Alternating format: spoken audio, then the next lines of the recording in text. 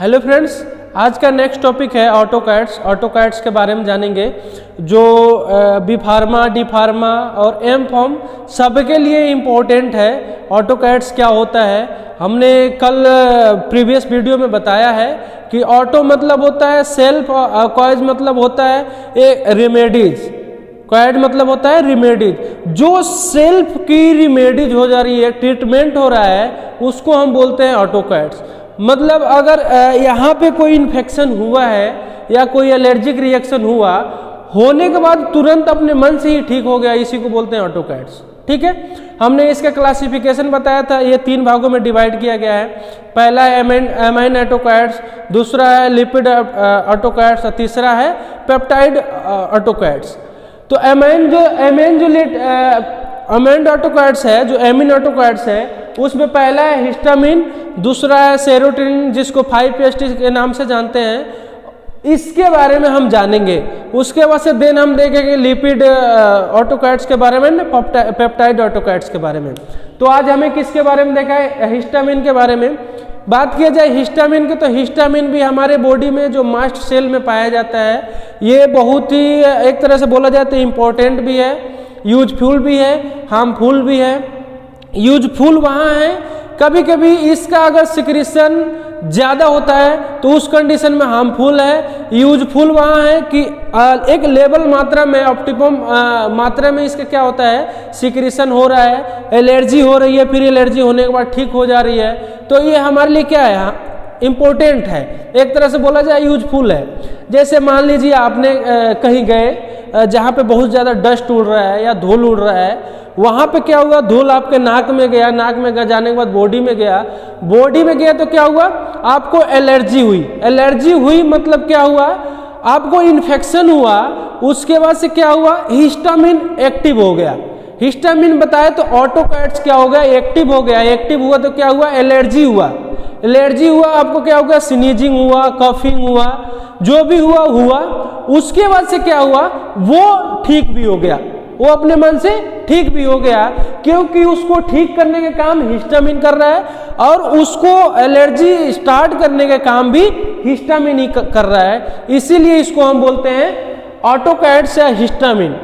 ऑटोकैड्स जो हिस्टामिन में आ रहा है। ठीक है, अब इसको हम एक एक करके देखेंगे। इसमें देखेंगे इसका सिक्रीशन कहाँ से हो रहा है, कितने टाइप्स के हिस्टामिन है, इसका क्लासिफिकेशन देखेंगे, इसका सिंथेसिस देखेंगे, मोड ऑफ एक्शन देखेंगे। ओके, अगर आपने मेरे चैनल को सब्सक्राइब नहीं किया तो सब्सक्राइब कर दें, शेयर करें, लाइक करें, कमेंट करें। अगर जो भी इसमें त्रुटियां आ रही हैं उसको कमेंट में बताएं, देन हम आपको नेक्स्ट वीडियो में रिप्लाई करेंगे। या फिर आप जिस पे चाहते हैं, जो टॉपिक चाहते हैं कि हाँ उस पे मैं वीडियो बनाऊं, तो भी कमेंट बॉक्स में डालें, उस पे मैं वीडियो बनाऊंगा। ओके, अब हिस्टामिन क्या है, ये ऑटोकैड से बिलोंग करती है। यहाँ देखिए हमने बताया it is belong to autacoids, autacoid से बिलोंग कर रही है। उसके बाद से इट इज एक लोकल हार्मोन, एक लोकल हार्मोन की तरह काम करता है। जैसे लोकल मतलब हमने क्या बताया था, अभी कल मैं एग्जांपल दिया था, कोई अगर कीड़ा या फिर चींटी या फिर मधुमक्खी आपको एक पार्टिकुलर एरिया पे काट रही है, यहाँ पे हैंड पे काट रही है, तो ऐसा नहीं है कि इस हैंड में इन्फ्लामेशन हो रहा है, ऐसा कुछ नहीं है। वो जहाँ पे काटेगी वहीं पे इन्फ्लामेशन होगा, वहीं पे जो है उसका हार्मोन का सिक्रीशन होगा, इसलिए इसको बोलते हैं लोकल हार्मोन। अब वहीं पे इन्फ्लामेशन होगा, देन वहीं पे ऑटोकैड्स एक्टिव होगा, हिस्टामिन एक्टिव होगा, देन उसको क्या करेगा, ठीक करेगा। And it is release to local area. अभी देखिए मैं बताया था ना कि वहीं पे रिलीज होगा, ये एक लोकल एरिया पर रिलीज होगा। एंड इट इज 2 वर्ड्स, ये 2 वर्डों से मिलके बना है। पहला है हिस्ट, दूसरा है एमिन। पहला है हिस्ट और दूसरा है एमिन। हिस्ट मतलब होता है टिश्यू, एमिन मतलब होता है एमाइन ग्रुप, एमिन ग्रुप या NH2 ग्रुप, जो NH2 ग्रुप से लिया गया है। टिश्यू मतलब ये हमारे बॉडी के किसी भी टिश्यू या ऑर्गन से क्या होता है, इसका सिक्रीशन स्टार्ट हो जाता है या एक्टिवेशन स्टार्ट हो जाता है। हिस्टामिन अगर मान लीजिए आपके यहाँ पे एक्टिव हो सकता है, यहाँ से यहाँ के टिश्यू या सेल्स या आर्गन से स्टार्ट हो सकता है, लीवर से हो सकता है। अगर हिस्टामिन ज़्यादा एक्टिव हो गया जीआई में तो उसमें HCl का सिक्रीशन ज़्यादा बढ़ जाएगा तो आपको पेप्टिक अल्सर हो जाएगा।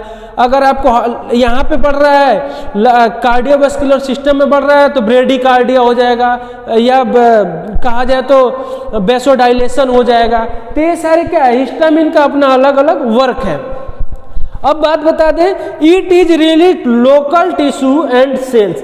ये कहा एक लोकल टिश्यू और सेल से क्या होता है, रिलीज होता है। It may be important role allergy reaction, ये सबसे ज्यादा इंपॉर्टेंट रोल एलर्जिक रिएक्शन में लाता है। जैसे अभी हमने बताया, अभी आपको यहाँ पे इन्फ्लामेशन होगी, यहाँ पे एलर्जी होगा, देन वो ठीक हो जाएगा। ये किसका काम है, हिस्टामिन का काम है।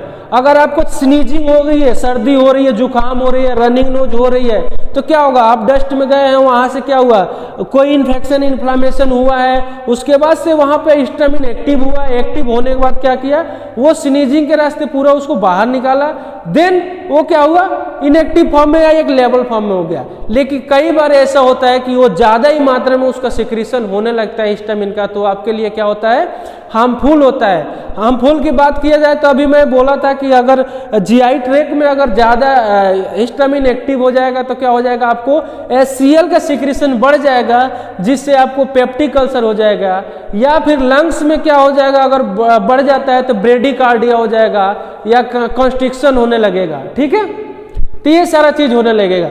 अब बात किया जाए स्ट्रक्चर की, तो स्ट्रक्चर की बात किया जाए तो यहाँ पे क्या है, CST ग्रुप जुड़ा हुआ है, यहाँ पे CST ग्रुप है और यहाँ पे एमीन ग्रुप है।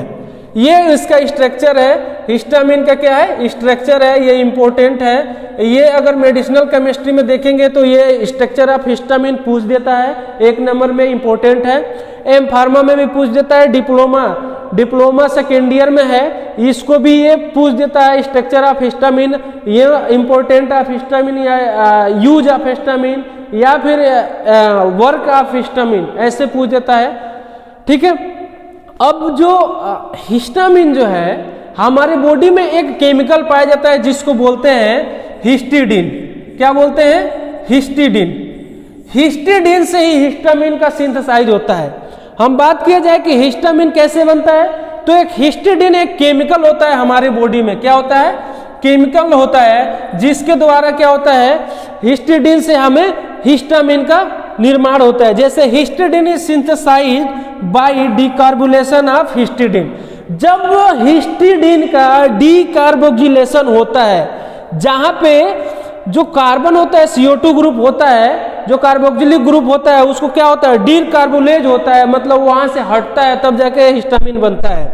जैसे यहाँ पे CH2 ग्रुप है, CH2NH2 है, COOH है, यहाँ पे क्या हुआ, COOH आया बाहर, क्या हुआ, CO2 बाहर आ गया, उसके बाद से कहा CH2NH2 यहाँ बना है, जिससे क्या हुआ, हमें हिस्टामिन का निर्माण हुआ। यहाँ पे क्या बन गया, हिस्टामिन, या क्या हुआ, हिस्टामिन बन गया। तो जब हिस्टाडीन का सिंथेसाइज होता है डिकार्बोक्सिलिक एसिड में या डिकार्बोक्सिलेज होता है, तो उस कंडीशन में क्या बनता है, हिस्टामिन बनता है। ठीक है, अब देखेंगे हम कितने टाइप्स के हिस्टामिन हैं।